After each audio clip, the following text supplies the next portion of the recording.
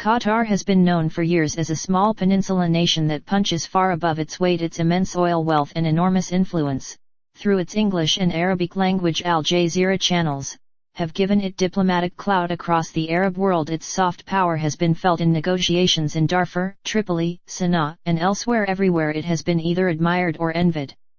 Now Qatar is on its back feet, fighting off criticism from all sides. Qatar's candidate to run UNESCO is now almost certain to lose. A few months earlier, he was the frontrunner. Activists are pressing FIFA to bar Qatar from hosting the World Cup. Pressure is mounting to close the U.S. Air Base in Qatar. U.S. Air Force General Charles Wald, who opened the base in 2001, is now, in retirement, publicly calling for its closure. A coalition of 34,000 predominantly African American churches is set to protest Qatar in Washington, D.C., on June 28, citing Qatar's persecution of Christians, Jews, and other religious minorities. Qatar bans crosses on the outside of churches and bars public prayer by Christians, even though there may be more Christians in the country than the 300,000 native Qataris.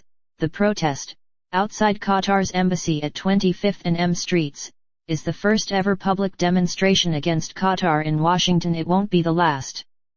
Even more dramatically, Qatar's neighbors and allies have turned against it. Saudi Arabia, Egypt, Bahrain, and the United Arab Emirates have cut diplomatic ties with Qatar and closed their air and sea ports to Qatar's planes and ships. The Arab language media is full of venom directed at Qatar. Now it is either pitied or feared. What happened? Qatar was found to be funding the enemies of America and its Arab allies. Washington policymakers are concerned that Qatar has funded, according to the U.S. State Department, Al-Qaeda affiliates in Syria as well as elements of ISIS, the very groups America is bombing in its campaign to liberate northern Iraq. It also supports Hamas, which both the United States and EU have designated as a terrorist organization. Bahrain believes that Qatar is supporting armed opposition groups against its royal family. The Saudis fault Qatar's financial support to the Yemen-based Houthi rebels opposed to the Saudi regime, as well as Qatar's backing for violent opposition groups in the Saudi province of Al-Qatif, which is mostly Shia. Meanwhile, Qatar has offered a sanctuary to the Muslim Brotherhood and known terrorists. The oil sheikdom also shelters the Muslim Brotherhood's spiritual guide, Yusuf al-Qaradawi Khaled Meshal, who was until recently the leader of Hamas, and Abbasi Madani, an Algerian Islamist leader, as well as many Taliban leaders. Nor was Qatar simply giving these extremists a roof and a cot. It gave them a platform, through Al Jazeera, to raise funds, woo followers, and boost their prestige. All of this duplicity and support might have been tolerable, as it too often was before the September 11 attacks, were it not for the Arab world's confrontation with Iran. The Islamic Republic is already engaged in both a direct and a proxy war against the Sunni states. Iran's state-run broadcasts refer to Bahrain as Iran's 18th province, even though Persians have not ruled there for some 3 centuries, and call on believers to end Saudi control over the Muslim holy places in Mecca and Medina. The UAE has a bitter territorial dispute with Iran, and let's not forget that Iran is developing atomic weapons and the missiles to carry them. It may be planning to settle its religious and regional arguments with a Hiroshima-style blast.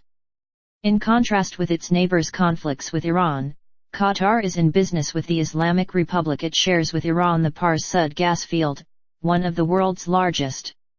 While Iran was under embargo, Qatar continued to sell Iranian natural gas to Europe. The shared gas field gave Qatar the perfect cover to help its partner in crime, Iran. Yet shipping by sea is slow, costly, and risky. Qatar proposed a pipeline across Syria to move Iran's energy products as well as its own to the power-starved European market. A pipeline would have cut costs while strengthening Qatar's hand. The Syrian dictator soon put an end to this pipe dream.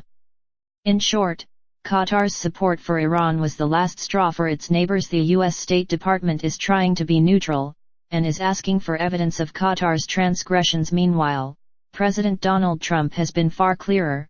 He has demanded that Qatar stop funding America's enemies.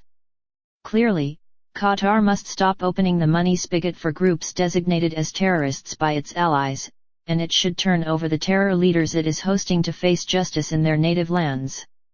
The U.S. State Department should also invite Morocco to help. Iran, and indirectly Qatar, is backing armed uprisings by minority Shia groups across the Sunni-majority Arab world. Morocco's king, Mohammed VI, is also his kingdom's supreme religious ruler. His words and moderate religious teachings have calmed restive Shia populations and inspired them to oppose violence under the king's leadership.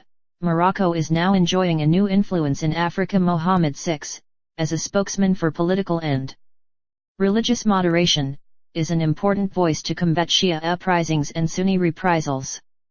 Qatar must stop fanning the flames of Islamic division, and Morocco and the Gulf Arabs should be given a real chance to head off a religious civil war between Sunnis and Shia, which could cost millions of lives in a war that could drag on for decades. We have come to a time when confrontation with Qatar will produce peace, and compromising will lead to war. Trump's instincts are right. If Qatar doesn't change, the world around it will.